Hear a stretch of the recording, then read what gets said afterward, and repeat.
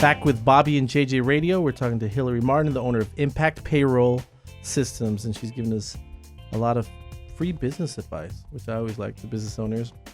Jump right back into it. Hillary, your team is able to help in so many ways. Let's tell us some of the horror stories that some business owners have to go through before they actually hired you. Horror stories. Those lovely letters from the IRS. Mm-hmm. My favorite. You have done something wrong and you owe us. Yeah. So we can. Happened to me. That's a big one, It's really. happened to me, yeah.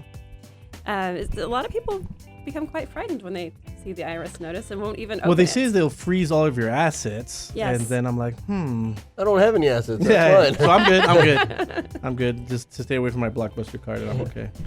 No, but it gets scary. Yes. Another good one is I had a company that their payroll was a bit inconsistent. They would turn in sometimes and not others, and then we didn't hear from them. So I prepared their W-2s one year, and the gentleman calls me and says, my W-2s are wrong, all of them.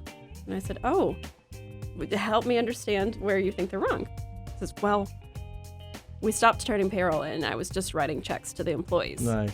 So not only did he fail to pay those taxes, fail to file those reports, now he has angry employees calling him saying, I am going to call the IRS and report you for not giving me my W-2 timely. Right. So What's the fix? What was the fix for that? So the fix was the owner had to analyze his bank statements. We went back to the pay records and employees saying, I worked this many hours, and we finally reconciled the payroll records to what had actually happened. Right. But it was a nightmare for the employer, for the employee, and for me. Yeah, for you too, because you had to pick up the mess, right? We just talked about the I-9 on the last segment there, and but talk about some of the wage garnishings that Sure. that need to happen or can happen. So child support's a big one. Sure, Bobby. Yeah. Okay. You have to make sure that everyone's garnishments are being deducted and routed to the appropriate place. And if you don't, you, the employer, could be liable for those amounts that should have been garnished from your employee. Yeah, I'm always looking for errors of Bobby's, and He didn't look like me. What do you want me to do? Yeah, he had your hat. What else besides child support? So medical garnishments. We had a client who was served a medical garnishment. What is a medical garnish? So let's say that you go to the hospital, and the rules are different by state. You go to the hospital and you fail to pay your bill, and they've come after you and said, you owe us, and you just kind of didn't pay it. So they can No one pays medical bills in the state of Texas. I see everyone's credit stuff. That's the most common thing I see Yeah. when credit, yeah. selling the client a house, because Yeah. we're real estate agents. And, most people have those, and like, do I need to pay them? I'm like, well, the bill. Yeah. You feel better? So this particular story is from Georgia. So Okay, cool. This wouldn't happen Go here in Georgia. Texas, I don't think. But so what happened was the employer was served a notice of garnishment, and they thought that because we were the payroll provider that we were also being served with it, but we weren't. They are the employer of record. So they eventually received a notice saying you are liable for this garnishment. They called us, and it was a big mess, so we were able to talk to the courts and say, hey, there was a misunderstanding. Would you please forgive the client? Don't assess them this medical garnishment. Let us garnish the employee. Sure. So that's a big one. That's a big one. So if you get a notice, it doesn't necessarily mean that your payroll company's getting one as Exactly. well. What are some of the penalties that happen if you don't have everything in order?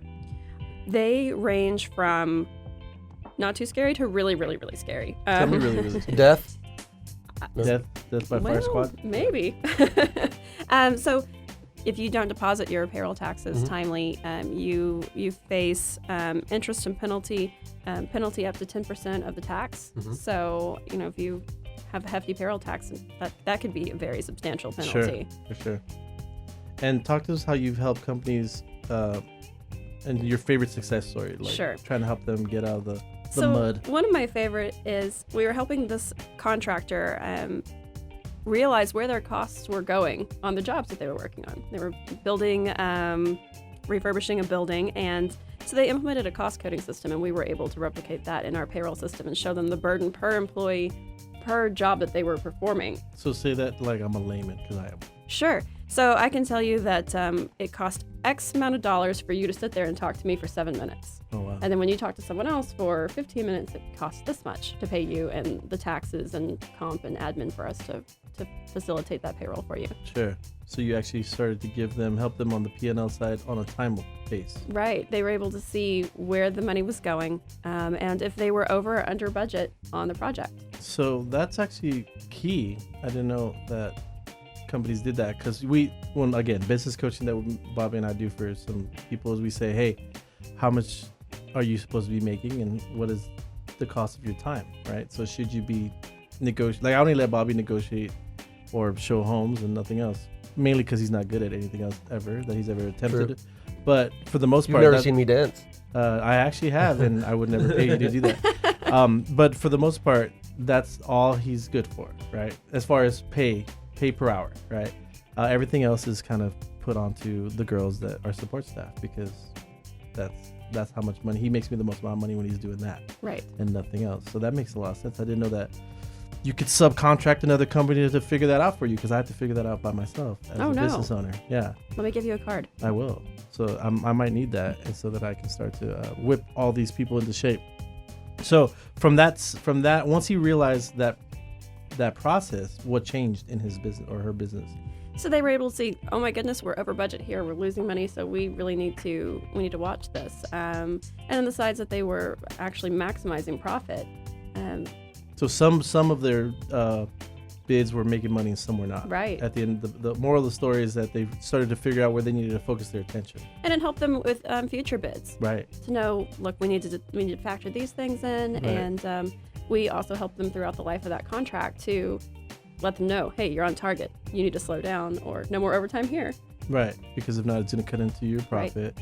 And we always say, when you get the big job, that's the volume, and volume is for vanity, and net is for sanity. And so that's where you come in. I love it.